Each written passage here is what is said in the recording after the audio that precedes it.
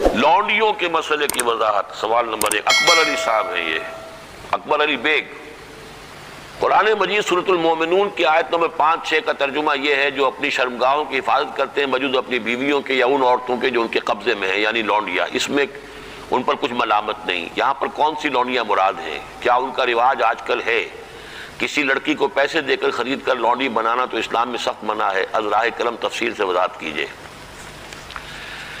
دیکھیے، اسلام میں صرف ایک نوعیت کا غلام یا لونڈی جائز ہے، اور وہ ہے اگر جہاد فی سبیل اللہ ہو اور اس میں پی او ڈبلیوز کی حیثیت سے جو کہ کمبیٹنٹ ہوں، جو کہ واقعتاً جنگ میں حصہ لینے والے ہیں، مرد اور عورتیں، جن کو آج کل پی او ڈبلیو بنا لیا جاتا ہے کہ وہ جو ہیں پرزنرز آف وار، ان کو اسلام نے اجازت دی ہے کہ بجائے اس کے کہ مستقل اس وہ کنسنٹریشن کیمپس میں پڑے رہیں، وہ اس میں ان کو اسلامی معاشرے کے اندر جذب کرنے کے لیے ان کو تقسیم کر دیا جائے لوگوں کے اندر۔ یہ ہے در حقیقت اس کی غرض و قائد، اور وہ بھی ایسا ہو سکتا ہے کہ کہیں مبادلے کے اندر اگر شکل بہتر بن سکتی ہو تو اس کو بھی اجازت ہے، کہیں اگر زر فدیہ لے کر چھوڑ دینے میں کوئی قباحت نہ ہو تب بھی اس کی اجازت ہے۔ یہ سورہ محمد صلی اللہ علیہ وسلم کی آیت جو ہے اس کے تحت ہم پڑھ چکے ہیں۔ لیکن فرض کیجئے کوئی شکل ممکن نہیں ہے تو پھر کیا کریں؟ انہیں کنسنٹریشن کیمپس کے اندر رکھیں۔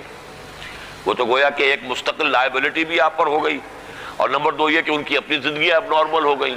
اس کی بجائے ان کو نارمل سوسائٹی میں جذب کرنے کا طریقہ یہ ہے کہ کلاس 2 سٹیزنز کی حیثیت سے وہ مسلمانوں میں اس معاشرے میں دے دیے جائیں۔ اس طرح کی جو خواتین ہوں گی ان کے ساتھ تعلق جو ہے جنسی وہ جائز ہے۔ یہ لونڈیاں جو اس طریقے سے لونڈی بنی ہو اس کی فروخت بھی جائز تھی۔ کسی آزاد مرد یا عورت کو پکڑ کر لونڈی یا غلام بنا لینا حرام مطلق ہے۔ یعنی جو کیا تھا انہوں نے امریکنز نے کہ افریقہ سے پکڑ کر لوگوں کو جو ہے وہ جال ڈالا اور آدمی کو لیا اور لے کر لے گئے اور زنجیروں میں جکڑ کر امریکہ میں لے گئے اور پھر انہیں غلام بنا کر رکھا، یہ حرام مطلق ہے۔ اسلام کی تاریخ اس نوع کے کسی بھی غلط حرکت سے بالکل پاک ہے، خالی ہے، صرف جنگ کے اندر۔ اور اس کا بھی میں نے آپ کو بتا دیا کہ یہ سارے اگر اس میں آپشنز نہیں ہیں تو پھر یہ کہ آپ انہیں غلام بنا سکتے ہیں اور ان کی پھر فروخت بھی ہو سکتی ہے۔ یہ ہے جو میرے علم میں ہے۔ باقی کسی کو خام خواہ آپ نے خرید لیا اور کسی کو پکڑ کر کسی آزاد کسی مرد یا عورت کو اور زبردستی لے جا کر کے بھیجا، یہ تو بالکل حرام مطلق ہے، بہت بڑا جرم ہے۔ یہ ضمنی سوال ایک صاحب نے کر دیا ہے کہ نکاح ان لونڈیوں سے بھی کرنا ہوگا۔ نہیں، نکاح لازمی نہیں ہے لونڈیوں کے ساتھ۔ نکاح تو کر لیا تو پھر تو زوجہ ہو گئی، وہ علیحدہ کیٹیگری کہاں رہی۔ لیکن ترغیب دی گئی ہے کہ اگر آپ کسی لونڈی کو آپ کی وہ لونڈی تھی، وہ تھی پی او ڈبلیو کے طریقے سے آئی تھی، کنیز تھی، آپ نے اسے آزاد کیا، اس سے نکاح کر لیا، بہت بڑا نیکی کا کام ہے۔ تو ایمینسیپیشن جو تھی غلاموں کی اور کنیزوں کی آزادی کے لیے راستہ اللہ تعالیٰ نے یہ پیدا کیا کہ بہت سے گناہ ایسے ہیں کہ جن کا کفارہ یہ رکھ دیا گیا، غلام آزاد کرو، غلام آزاد کرو، اور اسی طریقے سے اس کو بہت بڑا نیکی کا کام قرار دیا گیا۔ فک و رقبۃ، گردنوں کا چھڑا دینا، آزاد کر دینا، یہ بہت بڑی نیکی ہے۔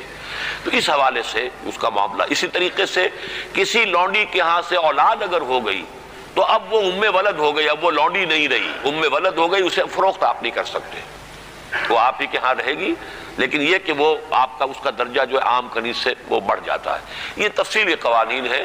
اصولی سوال جہاں تک تھا اس کے حد تک میں نے عرض کر دیا ہے کہ اسلام میں یہ راستہ اب بھی کھلا ہے، اور اس کی حکمت کیا ہے اس پر میں بھی بہت غور کرتا رہا، اس لیے کہ بظاہر تو عام خاص طور پر آج کل کے حالات میں یہ چیز جو ہے ذہن انسان کا اس کو قبول نہیں کرنے کو تیار ہوتا کہ اس طرح کا معاملہ بھی ہونا چاہیے۔ لیکن میں یہ سمجھتا ہوں کہ وہ جو جہاد فی سبیل اللہ آخری دور میں ہونے والے ہیں، جن میں کہ حضرت مہدی اور حضرت عیسیٰ علیہ السلام کا معاملہ بھی ہوگا، اس میں سمجھتا ہوں یقیناً کوئی ایسے مراحل آئیں گے کہ جہاں اس انسٹیٹیوشن کو انووک کرنے کی ضرورت پیش آئے گی، اس کے لیے کہ اس کا راستہ شریعت کے اندر باقی رکھا گیا، کھلا رکھا گیا، اگرچہ اس کے بڑی پابندیاں لگا دی گئیں۔